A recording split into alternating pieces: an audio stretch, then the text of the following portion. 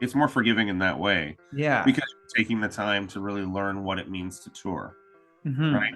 And we did go back to one place because we did the Western tour in May. And then we went back out west for this last just 4 shows. We went to Kimberley, BC twice. The first time we went, we sold it out at 90. And the second time we went, we sold it out at 110. It Oh was the yeah. same exact venue, but they went over capacity for us the second time, which was a double-edged sword because Frank and I, Scott was taking tickets downstairs, and Frank and I had to run around like chickens with our heads cut off, just like trying to put together tables. Like we ended up with these two big round tables on the in the stage area. Yeah. Called it the fart zone, right? But you know,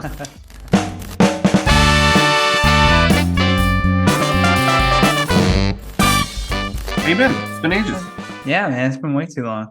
I moved to Yeah, Ottawa too, so I feel like this is my podcast is also a good reason to catch up with Toronto comics absolutely. Yeah, yeah. because I miss Joanne you was telling guys. me you moved. Yeah, it's Yeah, been ages.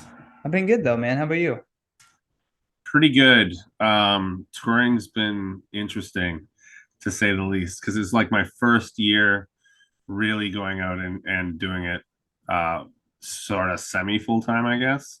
So we did Yeah, like 43 dates this year, different fucking cities everywhere. that's amazing, man. Yeah, no, it's been a crash course for sure. I mean, a lot of the stuff I knew before, and I have an advantage because I can do graphics. So I do all the design work and I do the website for us and things like that. But we have three guys and we split up the duties between us. Although we overlap a little bit, like I do a little bit of the booking, whereas Scott does most of the booking. Mm. And then Frank does contracts and things like that. But we try to keep it official because we in the very beginning, we had like a bunch of dates fall out from underneath us. And Ah, oh, yeah, that was brutal. And you're on the road and you're like, so we have to stay in Nanaimo for 3 days. Okay. We're in a tiny house in oh. Nanaimo. Scott is bunking up with Chris Basso up like right above me. And I've got my own little kind of king bed down below, which was pretty sweet. But like you walk out the door and it opens up onto like a V-shaped backyard that's part of a commune. Oh, what? Yeah. And there's Is like this Airbnb? woodpeckers. No, this was through this comic out there named Chris Basso that Scott knew. So it was very convenient. But what the thing they don't tell you about is, well, first of all, there was a fence in the distance, and there was a big pond beyond that. But before the pond, there's like a little hutch. They had ducks on the property, right? So they Yeah. had 9 ducks, six females, three males, and those males were very forceful with the female ducks 40 times a day. Oh, fuck. Like they don't stop. And like there's the big Papa duck who's a big Peking duck. He's the white one. Of Yeah. course he is. And yeah, he's teaching his boys how to court the female ducks. In particular, this one like black duck that had like feathers ripped out of its neck and all this other stuff. Oh, Jesus. Yeah, it was really intense. And you'd watch him just like start to squawk up, and then the other boys would like surround him, and then the one girl would be like come over and touch him and then run away, and then they chased her and pinned her down. And I was like, this is not PG at all. That's one thing they don't tell you about touring is all the wildlife information you're gonna pick up along the Oh, way. yeah, especially in Canada. The You fucking know, insane stories you must have about traveling across Canada. But for people listening that like aren't familiar, why don't you give first like a little background on like who Mike Payne is, like what your story is? okay. I'm from Toronto originally. Spent my first 42 years there. I've been in Mississauga for about a year, and which is close enough anyway. It's attached, really. Yeah. So I'm like halfway between Toronto and Hamilton. Can get some good spots in that way. Uh, I I have an art background as well, so I went to art school growing up.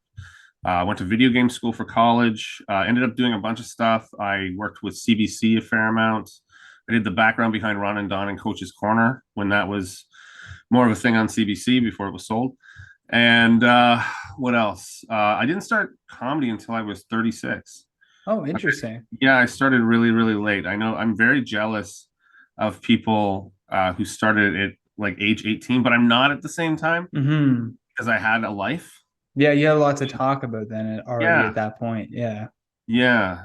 I I also always have say that four about gay people who parents. start comedy later in life. I say it's almost like I think they progress a little bit faster because you have that life experience to draw from. There's so many things, so many stories that have happened that makes it easier. Where I started comedy at 19 and I was talking about like bullshit, you know what I mean? Like not really Dick. great comedy. Yeah, I'm not talking about my dick, talking about roommates. Like it wasn't, Yeah, all this college teacher that I have. Like it was whatever I could grab onto, really. you've had one relationship at that point. Yeah, yeah. It's like you Yeah, don't, you can't even like. I even knew then I had no business talking about dating or damn relationships. it, It was like, Vanessa. God damn you. yeah, yeah. It's like no, there's No, I've not a I've chance. I've been married and divorced, I guess. Well, sort of. I mean, I was never formally married. I had a common law wife for like 7 years, and I've had lots of relationships throughout my life. As I was saying before, though, I also come from a really unusual background. Sure, I'm a white guy, but I have four gay parents, so it was a different kind of upbringing. You Four know, gay parents. that's right. That's Yeah, two that's bears a and two lady bears. wow. Yeah, it's unbearable. It's a terrible joke. Terrible.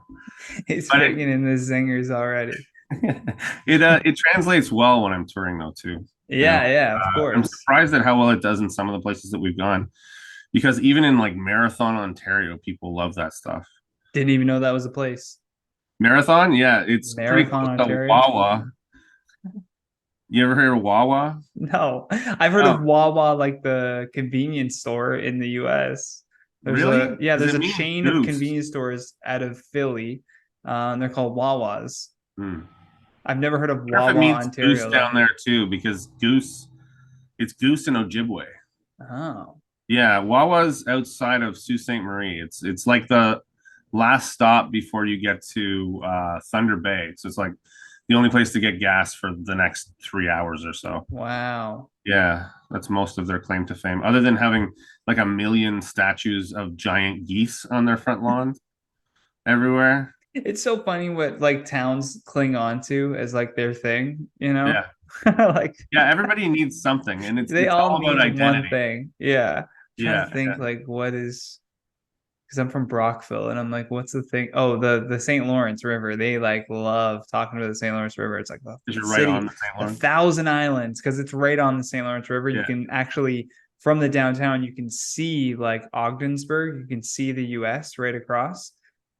So that's it cool, sounds but like the it's monorail song, you know? yeah, yeah, Rockville, yeah. Ogdenville, blah blah Home of the Thousand Islands. Yeah. blah. They fucking love that shit. There's a little Thousand Islands cruise they take you through. I don't think anyone's ever counted the islands. They go, I don't know, about 1,000. I think they Like, count some of the like rocks sticking out of the water. yeah, yeah, yeah. There's I don't think it's one very fair. island called Seagull Island, and it's literally like you can't go on it. It might as well be like a bird sanctuary because it's just Right. covered in seagulls. And they Oh all wow. just go to that exact same like rock, essentially. It's And their it's breeding ground or something. yeah. And they're like even like back in the day, there was like this rich dude, Fulford, I think was his last name. He invented the pink pill for pale people. So it was like a Gravol type pill that he had invented to Oh, like okay. ease nausea, and he made fucking a killing. He made so much money. He still has like Fulford Academy and like all these like big buildings named after him. But Isn't he tried to Gravel pink? yeah, Gravel yeah, is pink. yeah, So yeah, it's maybe pink. they bought it Yeah. from him. Yeah, maybe they did. Maybe they Maybe bought that from him. That's where he made his real cash from. Who knows? But I remember it was just called the pink pill for pale people. That was the story I'd always hear. And he tried to build a bridge. He wanted to build a bridge from his house on the water over to this island. And they got like the pillars in place, but then it was just overrun with birds. So the Hmm. city was like, you can't do it. It's technically like a bird sanctuary now. Oh, really? Like, fuck. We're always protecting stuff up here. Yeah. Why are Yeah. we protecting wildlife Why are so we much? stopping progress? Yeah, yeah. We Gotta gotta go build through this live fucking around bridge. monorail. Yeah. Yeah, we need this monorail going. Yeah, What absolutely. what place along, because I'm interested to know what place along your tour like surprised you the most at being like wow, these people like really like needed comedy. They like loved having us there, and like it's a spot that you'd go back to. Well, from this last leg, we only did four stops. Like 2 weeks ago, we finished out in Alberta and BC, and we went to a place called Lundbreck, Alberta. Lundbreck is a hamlet. It's not even a town. They have 276 people there, and we sold out their brewery. It's called Oldman River Brewing. I think it was 60 or 70 people. So we had like a quarter of the township. That's insane. Yeah. They were really great too. They just loved us. It was such a Wow. welcome thing for them. Trying to remember what they do there too. I think they do, well, it's mostly farming, but I think they have some mining as well, like old Hmm. school coal mining, like people came in with filthy hands, you know? Yeah. Yeah. No, what was it like? What was the moment for you where you were like, I gotta I gotta do this tour? Because I always find it very interesting whenever somebody commits themselves to something. There's always that moment of like either being tired of the way things currently are or just like wanting to embark on something new for themselves. Especially like running your own tour, not like tagging along with like somebody who already has like a headline schedule at wherever, right? Mhm. Doing it yourself is like a lot of work. Oh, it's So what was that like, kind of first moment where this started brewing in your head? hmm. I think during pandemic, I was just so, I guess, out of sorts because we didn't have comedy really. Like we could do Hmm. online shows and things like that, and they were okay. It wasn't quite the same thing. I mean, I think it's a new emerging art form, really, or adjacent art form anyway. Got pretty good at that, and that was fun. But I felt like the just doing spots in Toronto was very, very limited. Toronto and area, right? Because I'd been to Hmm. Kitchener, I'd been to Hamilton a million times, all this other stuff. Plus, there's not a lot of money in it, right? And I hate to think of things from that perspective because essentially it can destroy art just thinking about your wallet, right? But there comes a time when you have to think, well, I want to make a living at this, and I don't see another way through because I'm not getting onto some of the bigger, I guess, festivals, and I'm not writing for a show and all that stuff. And I don't really have much of an interest to write for a show anyway. I don't want to do Sure. stand up, right? Just want to Yeah. do the thing. And so I think around like near the end of the pandemic, I contacted Scott and Frank Russo, the other touring guy, our other comedian friend. I don't even know how to call him, uh, and started organizing things because, for instance, I have a car in Toronto. Frank moved out to Calgary. He's got a car out there. Having a car is really a really big deal with this thing, obviously, especially Hmm. in Canada because everything's so far apart. But yeah, I had that moment where I was like, I have to do this or I have to resign it to being a hobby. Yeah. And you never get great when it's a hobby. I don't think anyway. Maybe there's some exceptions to the rule, but I really wanted to be like I want to be the best. Like look, I'm wearing a Pikachu shirt right now. I want to be the best there ever was, Yeah, uh, yeah. and that's a high hope. But I think when you start to make real money at it touring, it starts to. I guess you feel gratified, Hmm. validated by it as well as just the turnouts, right? Excuse me, I'm just fighting the end of the fold here. Um, so yeah, that moment happened right at the end of the pandemic, and I was just like, I have some of the skills that are necessary to do this that other people don't, which is the art skills to be able to put together posters, put together the website, and everything like that. That saves us a bundle because that's a huge expense Oh yeah. for us, especially when we were doing like our first. So we did 3 tours this year. We did back in May, we did out west, and so we went from Minnedosa, Manitoba, through Bredenbury, Saskatchewan, onto Calgary and Cranbrook, and we did 17 dates, and then into the Kootenays, the Kootenay Hmm. Mountains. By the way, most beautiful place in Canada, in my opinion, Kootenay Mountains, 100%. Go to Wow. Nakusp. Don't ruin it, but go to Nakusp. It's an unbelievable place. It's at the top of this mountain range, like Yeah. you're above the clouds most of the time. Wow. Yeah, and you see just mountains surrounding the town, and the town's on one side of this big, huge basin that's attached to the Columbia River lock system, and so it goes up and down by like 100 feet a day, and there's otters in the water and all kinds of wildlife around you. Wow. I don't know whether it's an old man thing or not, but really appreciating the beauty that is Canada is it's just takes your breath away. Really does. Yeah. That being said, when you're doing like we did 17 days and 23 days at that point, and then we went in September, October, and did 23 dates in Ontario. We went all over Ontario, 23 dates in 28 days, and that was you think that you're gonna love the colors of the trees, but after about day 4, it's just another desert. Yeah, yeah, Yeah, it just becomes the same. And then you realize, oh, wait a minute, I didn't download any music on my phone because I'm used to streaming through Spotify.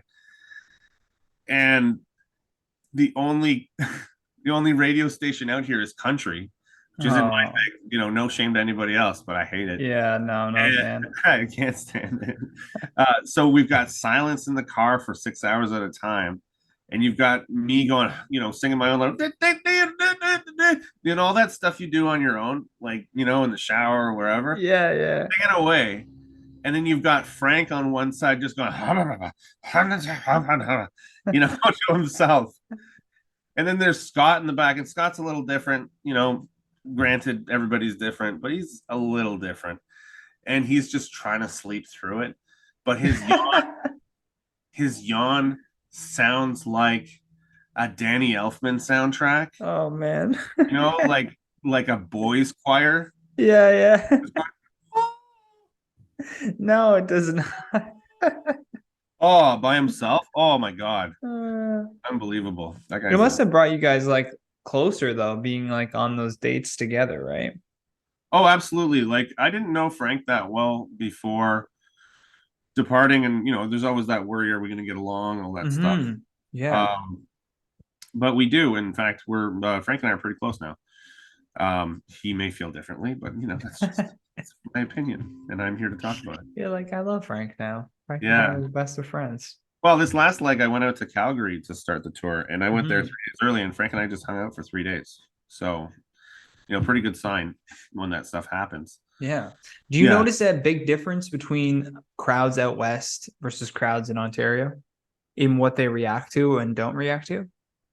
there are differences for sure, but I find that the differences have less to do with location and more to do with town size, town, city, municipality, Interesting. whatever you want to call it. Hmm. Yeah. Well, first of all, from a sales perspective, it's a lot easier to sell in smaller places because they have less stuff Yeah. coming to them, and we appreciate that difference immensely. But I find that, um, I guess, I'm not trying to get away with anything with my comedy, but I like to push a little bit, and I like to ride the line on a few things. And in bigger cities, there's a longer pause Mm. before the laugh happens because they like to sit and consider what is being Should said. I laugh about this? Should I? No, yeah, look, my friend's laughing over there. Yeah. Yeah, it should be fine. Whereas the small towns, they get drunker faster and they get right into it. Yeah. They'll let loose a little more. Oh, for sure. There are some differences, and you try to stay away from regionalized jokes in general, but making mention of a place nearby always does well.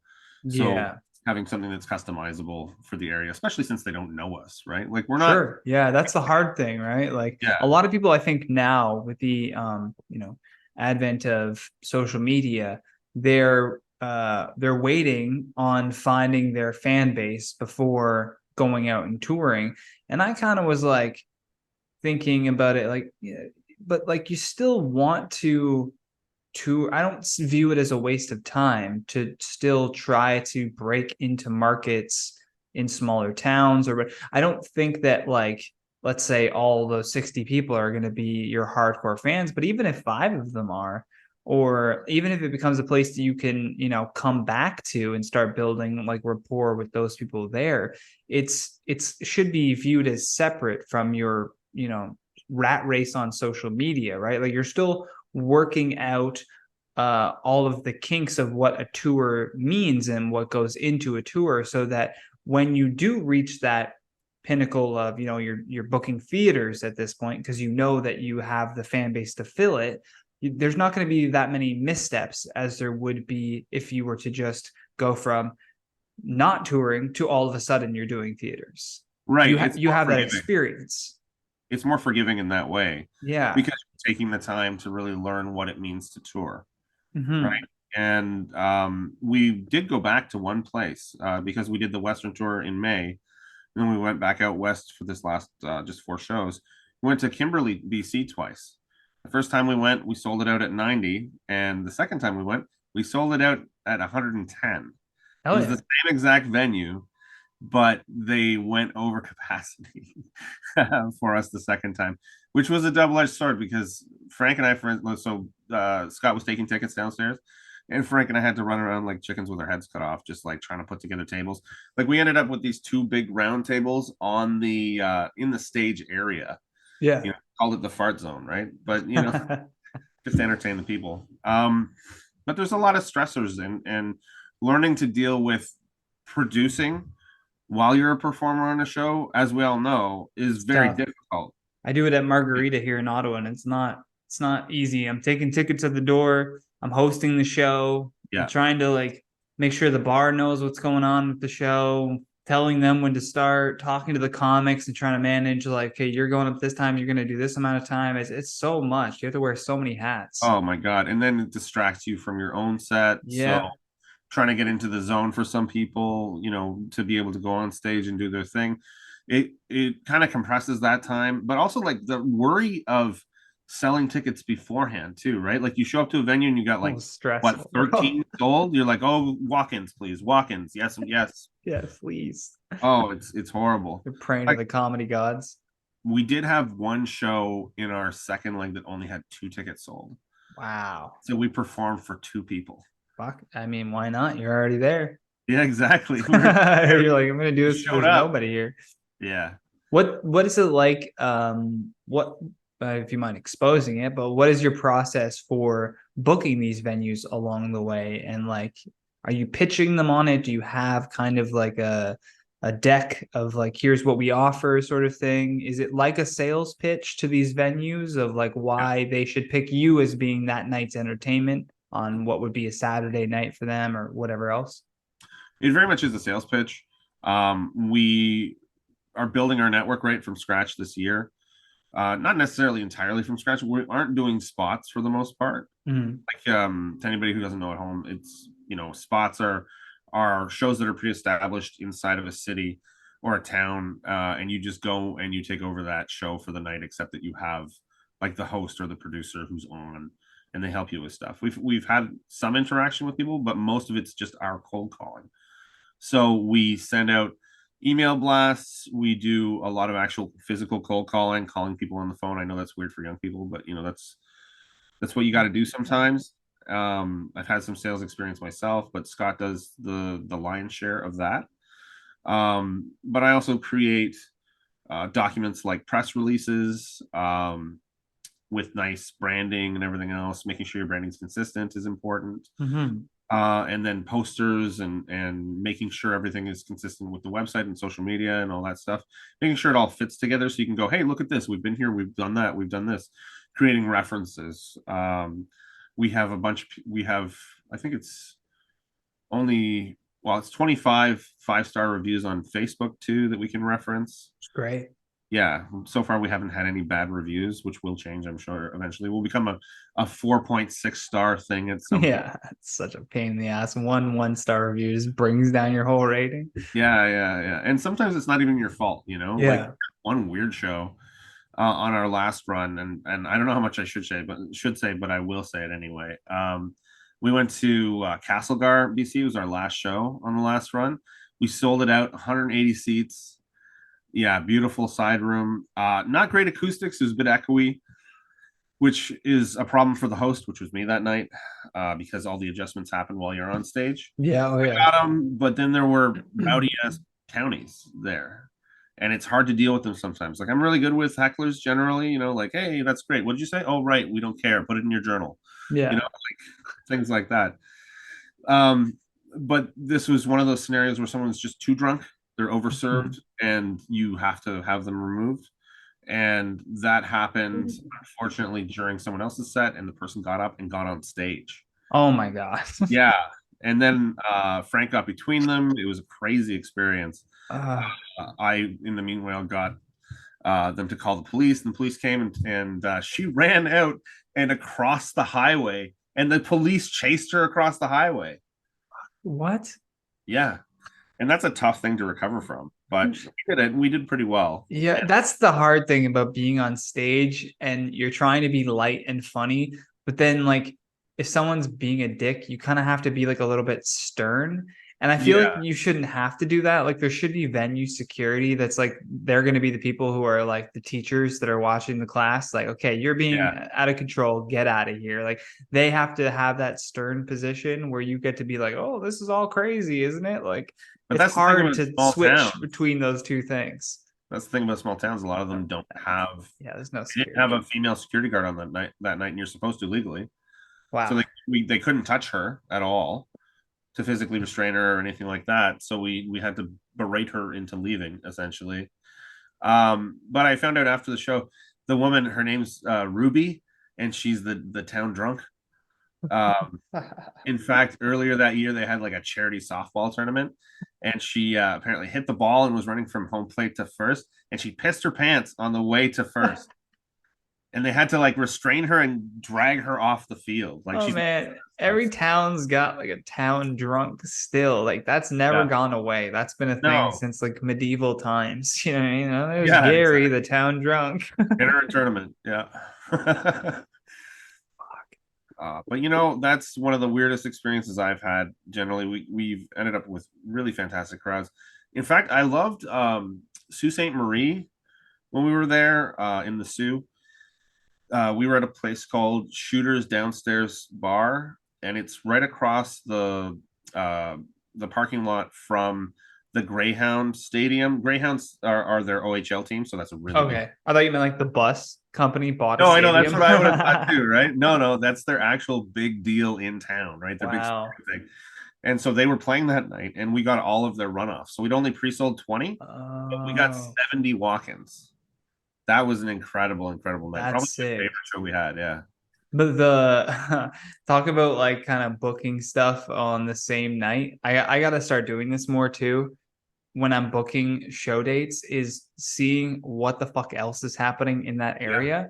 Oh Because yeah. the first night that I booked the comedy and tacos at Margarita, Jim Jeffries was playing the arena down the street. And Yeah. I was like, well, I mean, I'm not going to be mad if you guys want to go see Jim Jeffries at the fucking Yeah. TD Lansdowne Arena or whatever the fuck. It definitely Like, eats into your nut though, for sure. Yeah. yeah.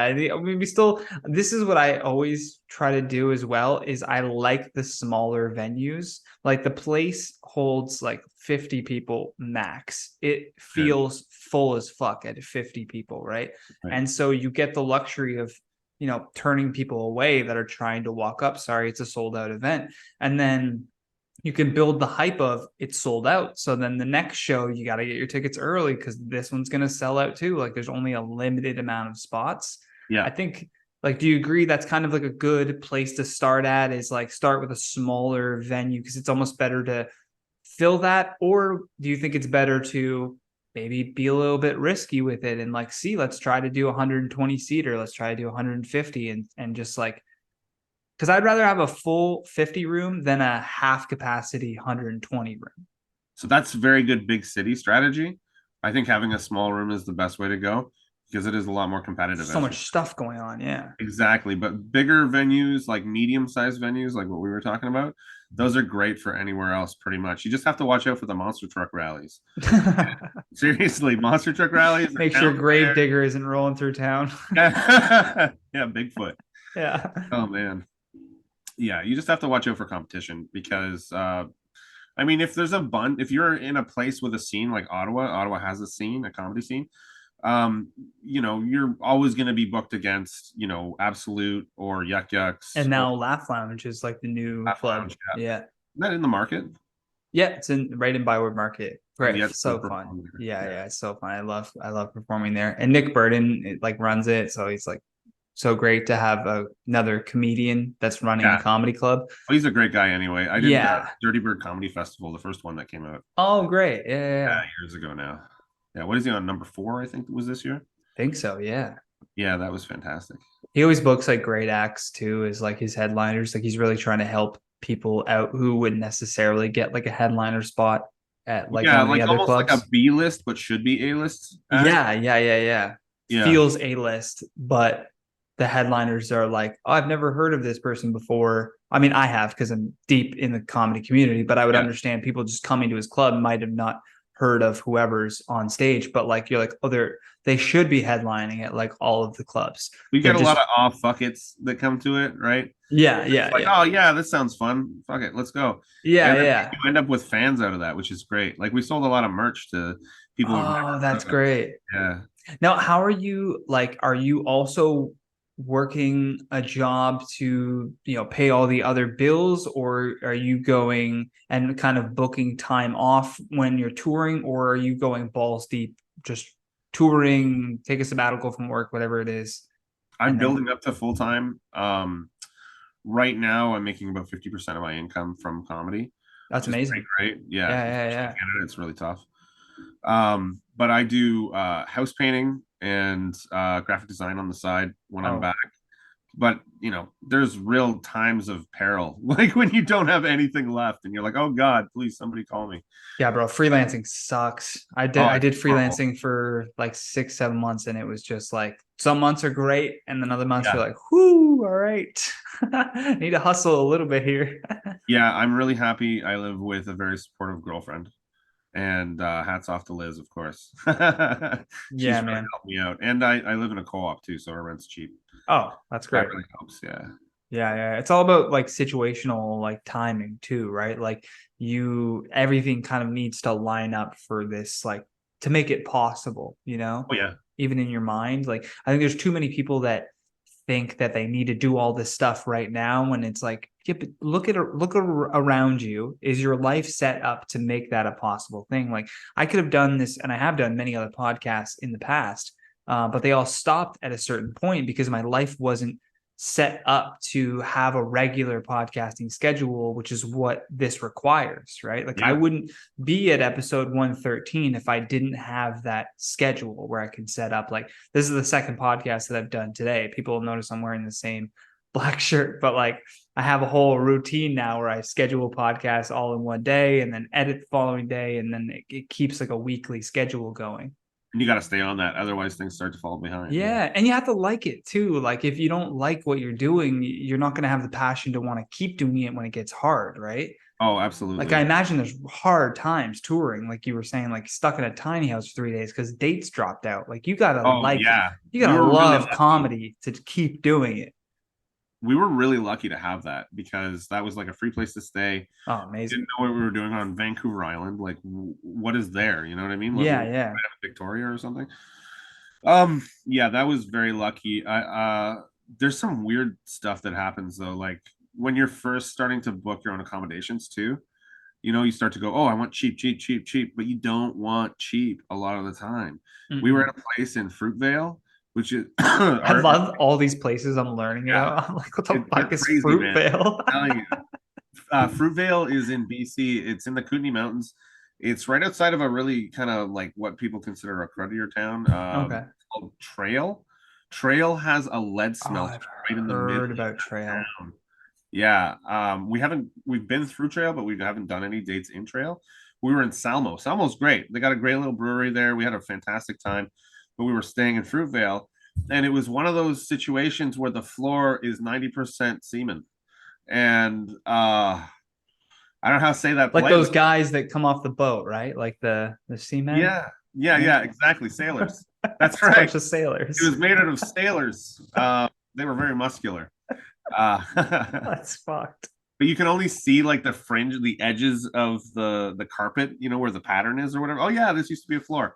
Um, and we're three big guys. We're grown men, and it's not homophobia, but we don't like to sleep in the same bed, mainly because like I snore like wet leather. Yeah, It yeah, sounds terrible. yeah. They need a little bit of space. And Frank has insomnia, and he's like very sensitive, so you can't be near him or anything like Hmm. that. Like sometimes he sleeps with a pillow over his face like this, and then like against his ears, there's other pillows and everything.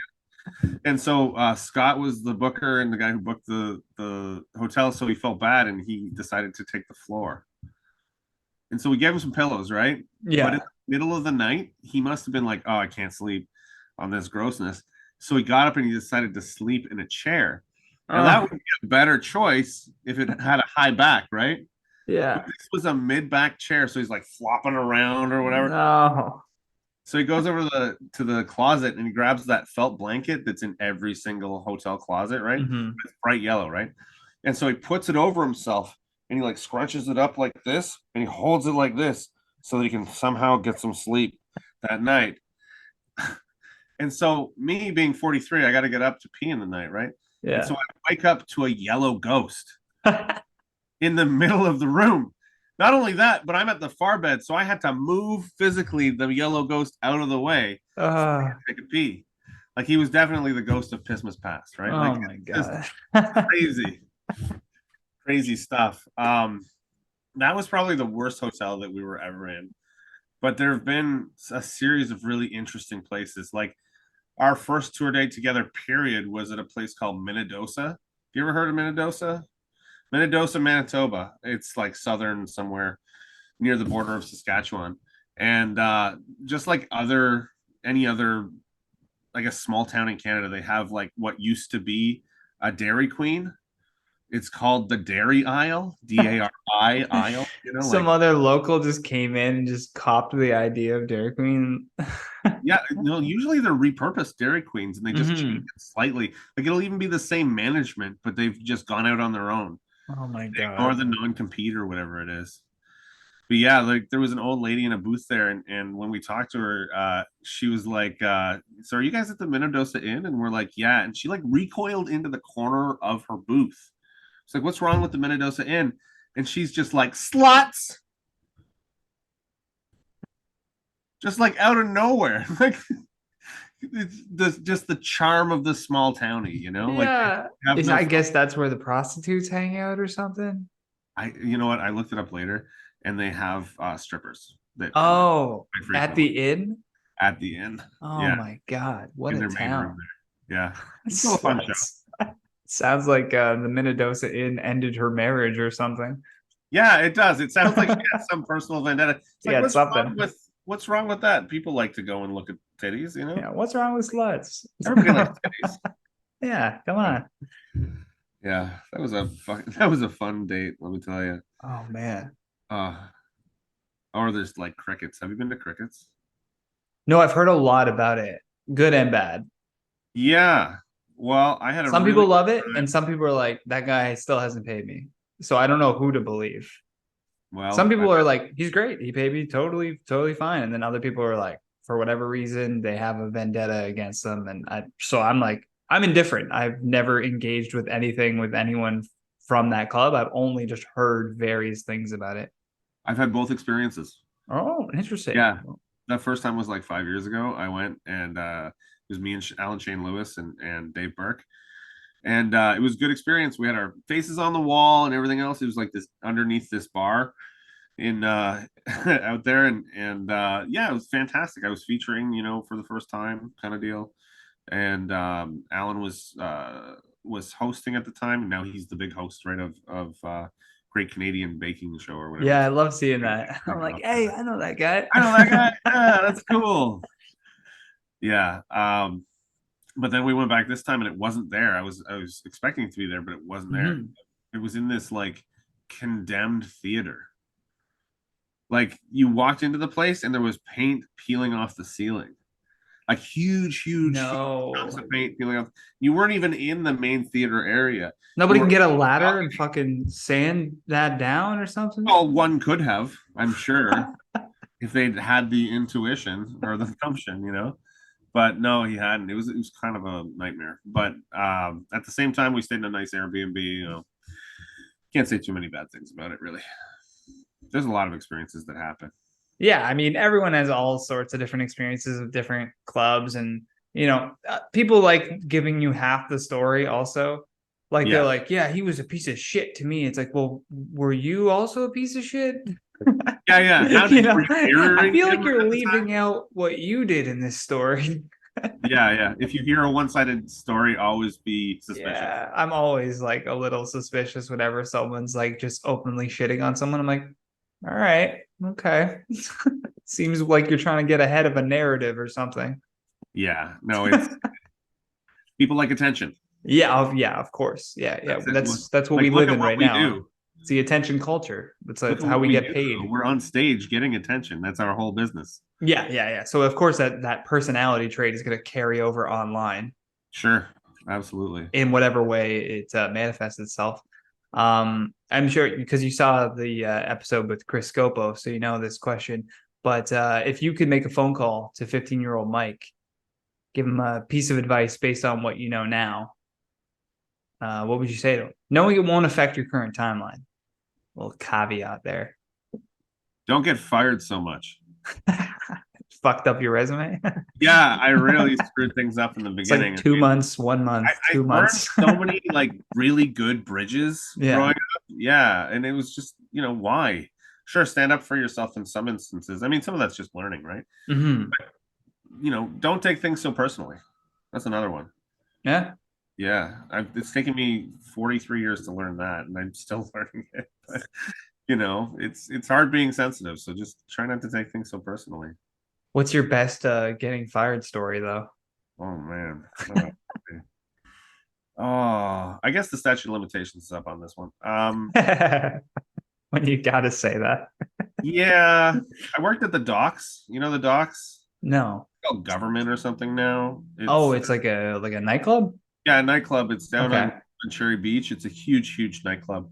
I worked there in 2001, or was it 2000? Anyway, it was one of my early jobs, and I worked at the dock stop, which was outside. I did a little bit of bouncing for them, but not much. I was too young. But I worked at the dock stop, which was like their little patio place that you'd go to rent pool cues and things to be able to play the pool on the pool tables outside. Okay.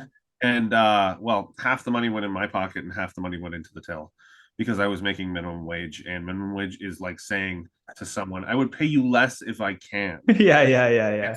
so, Here's the minimum that I frankly, have fuck to them. give you. Yeah, those people are assholes. Yeah. Yeah. Um, and so they couldn't prove it, but they ended up hinting at it, and I'm like, no, I'm good. Am I still working? And they're like, no, you can't work here anymore. We figured it out. The women were making twice to three times as much in revenue as I was. Oh yeah, those tips. If you're a female bartender in Toronto, you were making bank. Oh yeah, anywhere Bank, real, like you were making unreal. real money. Anywhere. They're making over $100,000 a year.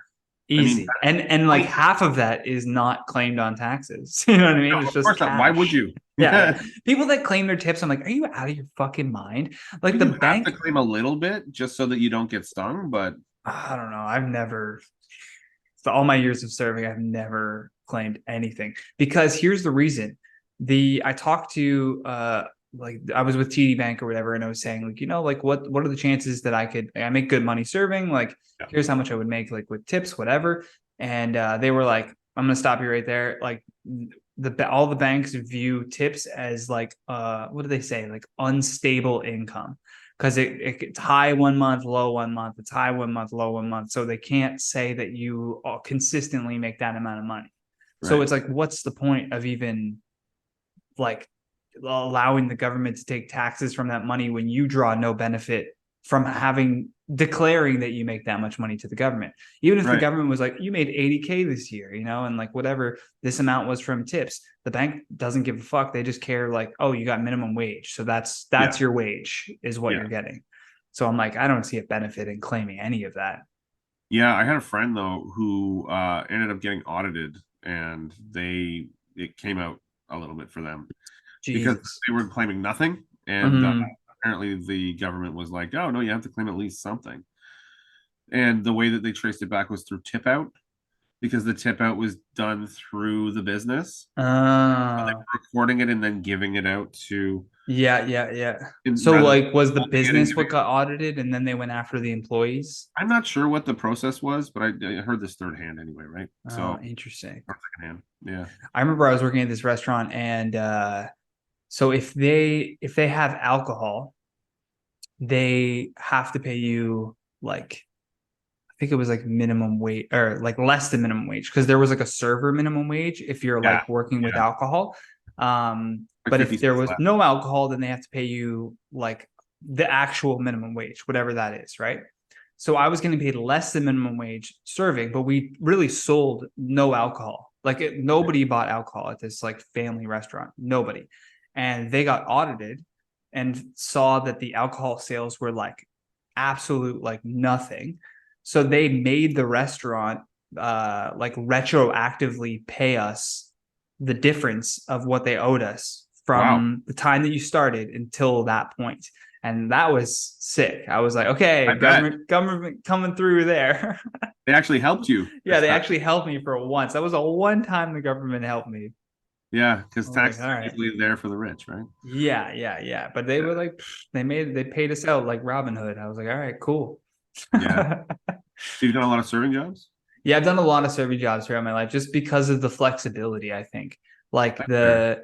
especially like breakfast serving, I found was the best kind of jam for me because it got me up in the morning. I could be finished by like 1 or 2 o'clock, still have enough time to like eat, work out, and then go do spots at night. And you're not dealing Um, with drunk people either. yeah, yeah, exactly. You're just Yeah. dealing with tired people who want their coffee, and that's pretty much better than serving with drunk idiots because I've done that as well too. It's just horrible. I Why remember is like it bachelorette parties are the worst in any scenario? I had a really great bachelorette party at the second comedy tacos that I did. It was close to Halloween. A big group of them bought tickets to the show. Like they took up like half the show. What time's the show? Uh, it's at like 8 o'clock. Oh, that's not bad. It's not bad. So like but they all showed up like dressed like old women. They had these like big curly like wigs on and they were wearing nighties and some of them had walkers and canes. Like it was hilarious. I don't know. They all decided to dress like old women. And I was like, what Golden Girls. how do you find yeah, like Golden Girls? I was like, how do you find this group of people that are all like, yeah, I'm down. Like let's be stupid for this like bachelorette party. And I was just like the whole night, I was just like, this has to be like the coolest bachelorette party I've ever encountered in my years of doing stand-up. Because usually they're just insufferable. Like they want to make the whole night about themselves. But this was just like their pre-entertainment for the evening that they were going to go on to have, right? Yeah. And they made like a big thing of it. And I'm like, I hope everyone does that. Like just stop taking yourself so seriously. Like right Should have there, that's a recorded good should have recorded it example. and put it online so that people knew the example. This is Yeah, yeah, yeah. Here's the example set. Do some yeah. TikTok. Yeah, the worst is the wooers though, woo! Like it's just Woo there. girls are awful. Oh, just shut the fuck up. Like Glenn seriously. Glenn Foster. Do you know Glenn Foster? Yeah, That yeah. that Canadian guy. Yeah, He yeah. just posted a video recently of some lady that just like You're terrible you're and we a don't bigot. like you, you bigot. I'm paraphrasing, obviously. That made me laugh so hard. I never His seen laugh how took hard me that out. The way he laughed, I was is. like dying at like his Yeah, reaction to it. yeah, yeah. Like just Yeah, yeah, yeah. lost He's his like, mind. what? What are you talking about? Yeah. And he asked the audience, so are you having a good time? And most of them are like, yeah. You hear the one no, right? Well, Yeah. yeah. And they're like, then what the fuck are you talking about? And are you not having a good time? And they're like, well, you know, because like they're trying to speak up for somebody who's not even there. Yeah. And if you don't like something, leave. Well, and a lot of those jokes, if you're saying them directly to the people who they involve, those Mm. people are laughing the hardest because it's actually inclusive. Yeah. You're I'm not talking saying about their necessarily like this problems. stuff is, but like most of the time. Yeah. Yeah. Man, I mean, I feel like we're beating a dead horse being here. People are too sensitive nowadays. Like it's like everybody gets I that, think but that it's not that they're too sensitive, it's that they're too concerned with what other people are going to think of them uh-huh. laughing at something. So, especially in big cities, like I was saying before, it creates those like barriers before the laugh. Like I gotta think I'm a about this. learned person. I make $120,000 a year. What Yeah. would my boss think if they found out that I laughed at this terrible Yeah. joke? They're jokes. The context is clear. There's a microphone with someone speaking on a stage. Yeah. Say what they want. If you don't like the joke because you don't like the joke, then don't laugh at the joke. Yeah. Don't ruin it for everybody. It's the same reason, like if I go to see a movie and the movie sucks, I Yeah. just leave the movie. Yeah. I don't go to the kid that's working at the fucking popcorn stand and be like, that movie was fucking terrible. I want my money back. Like he didn't make the movie. No. Like what the fuck? What are you talking about? Somebody on stage talking about, whatever it is, a controversial issue. Sure. They're not committing the controversial act. They're talking about the controversial act. And Most some of of the the time, time. Most of the time that's yeah, happening. some of the time they don't even feel that way. No, It's they're just just a trying to be funny funny. thought Yeah. surrounding the thing. Yeah, but then to be called a bigot or whatever, it's Yeah. ridiculous. Like I tell jokes about my gay family all the time, It sounds like a sitcom right away. My Gay Family. my dads and moms. CBC, pick it up. Yeah, right You need to there. write that pilot. I really should actually at this point. Yeah, starring Mike Payne. Oh, Yeah, yeah, you're yeah. feeding my ego. Keep it going. Come on. Yeah, yeah. No, no, that sounds like a good CBC pilot if I've ever Yeah. heard it. My Gay Family. They would be all over that shit. Like, the only thing I really get offended by, I guess, is if someone's using the F bomb, not fuck, but the Sure. other one Yeah, yeah, yeah, in yeah. their jokes because it's like, it's sort of the N word too, right? It's kind You're of the being same shocking stuff. for like no humor payoff. There's nothing there. Yeah, It's not it the word was like shocking a long time ago, and you got that kind of uncomfortable laugh out sure. of like people saying that. But at this point, it's like you couldn't have thought of anything better to, There's so many other words. or just be a little more clever. Yeah. I hate people that just go for the low hanging fruit all the time. Like I've had low hanging fruit jokes for sure, a hundred Everybody does percent. when they start. Everybody does, and you just have to go. It just makes me feel weird saying that. I just Yeah. don't How like. is that laugh? What are they laughing at? Yeah, yeah. Yeah. Like they're just laughing at like the being uncomfortable in this situation. It's not actually funny. It's not actually No. And it's getting good to anywhere. create tension, it's good to create tension, not with those things, but it's good in jokes to create tension so that you can have relief. Of course. Because you build tension, think people think you're going in a direction, and then you subvert it and go another direction in many instances, and people Yeah. just die laughing, and it's great because you're playing the plethora of emotions. Yeah. Like I have a joke that I was trying to do, and I think it just needs a little bit more engineering to add more to it. Because really, the only funny part of it right now is the misdirect part of it, where I say that, like when I was a YouTuber, someone was like hating on my videos, but like I can't be mad at them because they're also the reason why I'm getting paid. So it's like I called them a treasonous cunt. And then I was like, I know, I shouldn't say that. Like treason is such a big It's such a accusation to make. Like just completely dance around just saying that. the Because c cunt word. to a lot of people is a shocking word. And I mean, not if you're in I think Australia. it's less shocking these days, but But you'd be surprised. Like a lot of people, like they're clutching their pearls at just like hearing that. And where to me, I'm like, that's not even the worst of the worst that I could have said there. Like it's pretty light, I think. yeah. And then to those people, I ask, are you being one right now? Yeah, yeah, You know, like really look at yourself. yeah. Are you the person Yeah, we're talking about? Is this too personal for you? yeah, Right? yeah. No, it's Are you offended because you're a cunt? just remember these are jokes. Just remember, like this is where we are. We're doing the thing that you paid to Yeah, see. we're doing the thing that you paid to see. Yeah.